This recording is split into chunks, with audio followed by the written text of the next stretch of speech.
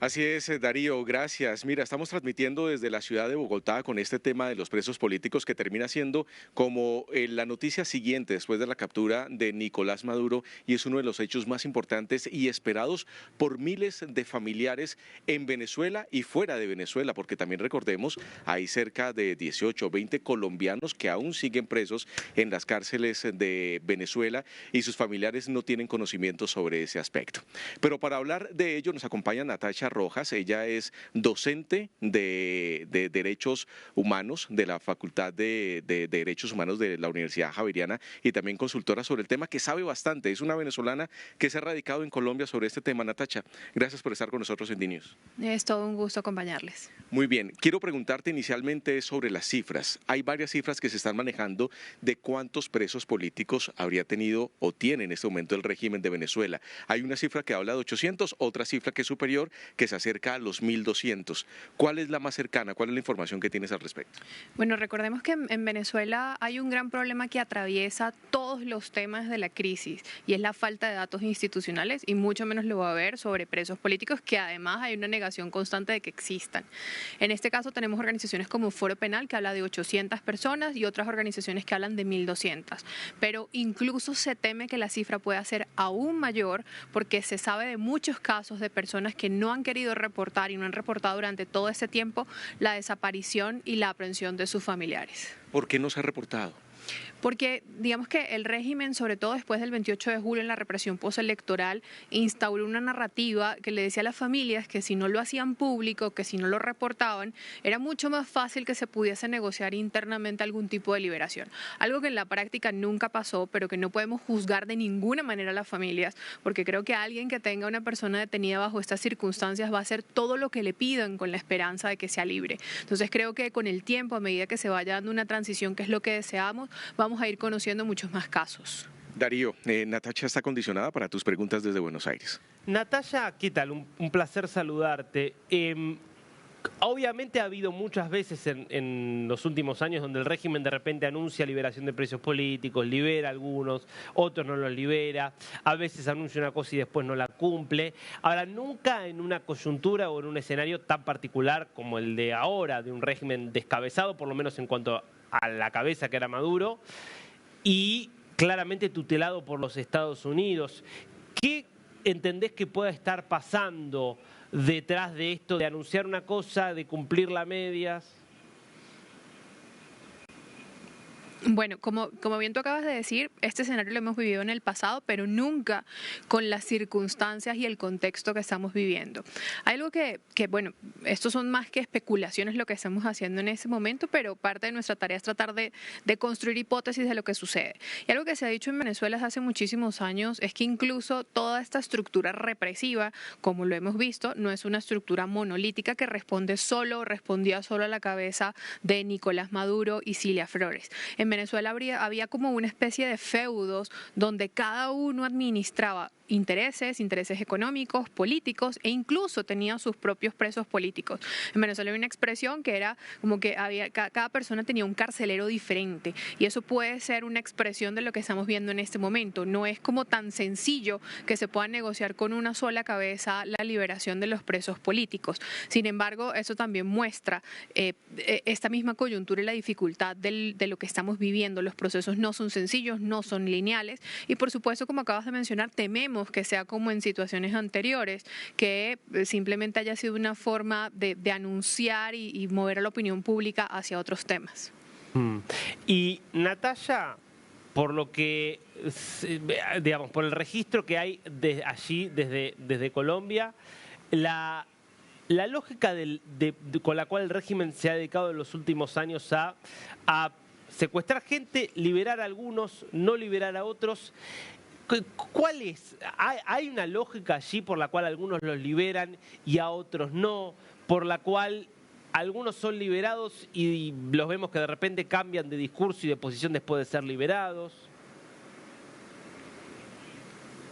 Bueno, aquí hay algo que también tememos frente a esta idea que un poco se haya generado una idea falsa de esta liberación. Además, los términos que se usaron por Jorge Rodríguez son bastante ambiguos, ¿no? Decía un número significativo, hablaba de un gesto, no teníamos claro para ellos qué puede ser un número significativo en este caso, si estamos hablando de cantidad o de las características de las personas que están liberando.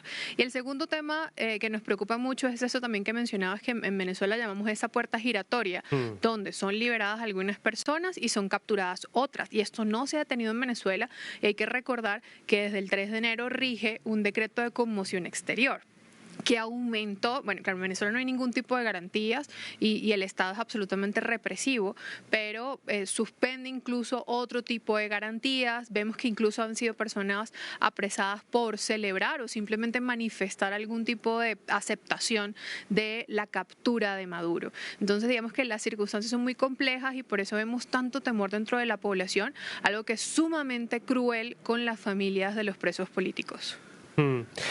Yo tengo una más por mi parte y te dejo allí con Sergio.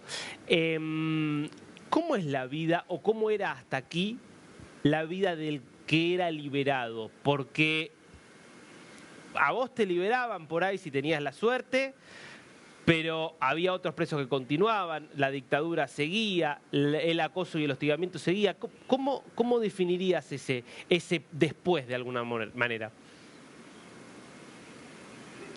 Bueno, algo que vale la pena mencionar y es que a pesar de que en muchos casos se hablaba de liberaciones, se daban era realmente excarcelaciones. Entonces las personas seguían con su proceso, tenían que seguir presentándose, es decir, no era una libertad plena, y eso es precisamente lo que estamos pidiendo hoy, que existe una libertad plena e inmediata para todos los presos políticos, porque además recordemos que se les imputaba terrorismo, traición a la patria. Entonces algunas personas lograban la fortuna de poder salir del país y tener algo de tranquilidad, pero sabemos que las afectaciones físicas y psicológicas los acompañan por muchísimos años. Entonces, esas excarcelaciones que se daban en otros años y en momentos anteriores tampoco garantizaban la tranquilidad ni de esas personas, y recordemos que es una afectación también familiar.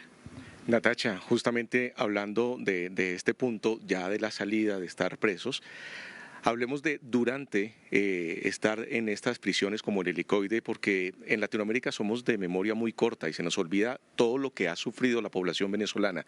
De los testimonios que has podido recoger como defensora de derechos humanos, como conocedora del tema, ¿cuál es el testimonio que más te ha impactado de alguien que sufrió dentro del régimen chavista esta represión dentro de las cárceles? Bueno, algo que resulta muy complicado en el contexto venezolano es esa recolección de la memoria, y precisamente tiene que ver por todo el hecho traumático que atraviesan. Hay un proyecto que les invitaría a que conozcan, que es Realidad Helicoide, que lo hace una organización donde recogen a través de realidad virtual un recorrido sobre todos estos métodos de tortura y cómo son recluidas y tratadas las personas. Pero lo cierto es que son sometidas a torturas físicas, torturas psicológicas. Hay torturas diferenciadas hacia las mujeres, que por supuesto el hecho de ser mujer, que trabajo en la defensa de los derechos de las mujeres, son de los relatos que más me han afectado. Y también la violencia vicaria, como también les amenazan diciéndoles que tienen en la habitación del lado capturados también a sus familiares, a sus hijos. O sea, es una forma muy retorcida de tortura física y psicológica que, como bien mencionaba, les acompaña con muchos traumas. Conocemos el caso, por ejemplo, de la jueza Fiuni, que tuvo unos daños irreparables sobre su salud física y también sobre su salud emocional. Esta última pregunta, Natacha, está sobre mi trabajo, el periodismo. Hacer periodismo en Venezuela es una de las cosas más difíciles y se ha registrado después del 3 de enero, donde cerca de 14, 15 colegas de prensa internacional fueron retenidos, y aún así quienes están en Venezuela no lo pueden hacer con totalidad. ¿Qué reportes te han llegado justamente de periodistas? Bueno, creo que esto que preguntas es muy importante porque digamos que en la narrativa hacia afuera se habla de la oposición, de los políticos, y resulta que en Venezuela los presos políticos es cualquier persona que ose en tener cualquier amenaza o cualquier acción que pueda considerarse una amenaza por el régimen. Y una es precisamente el periodismo. Recordemos que en Venezuela hay una censura absoluta sobre los medios de comunicación y lo poco que se logra saber es gracias a esas personas que ejercen periodismo arriesgando su vida. Allá digamos que todas las organizaciones que trabajan alrededor de la libertad de expresión y el periodismo tienen un conteo muy juicioso sobre quiénes son las personas, comunicadoras sociales y periodistas que están detenidas en este momento y de las que se esperaba precisamente buena parte de las liberaciones en el día de ayer. Muy bien, Natacha, gracias por estar con nosotros, conocer tu análisis sobre esa situación que se está viviendo y ojalá se cumpla la liberación de todos los presos políticos en Venezuela. Eso es lo que todos estamos esperando. Muchísimas gracias. Muy bien, Darío, ya lo ves, lo que está pasando en este momento, reacciones justamente desde Colombia, desde un país que tiene la mayor cantidad de migrantes venezolanos, que los ha recibido y que no solamente son los venezolanos los que están allí presos, también varios colombianos cuyos familiares en este momento en Colombia no tienen información de ellos y esperan que así como hay presos políticos que son muy reconocidos, también estas personas que terminan siendo del Diario Común de Colombia también sean liberadas. Gracias, Sergio. Muchas gracias a Natalia por su tiempo.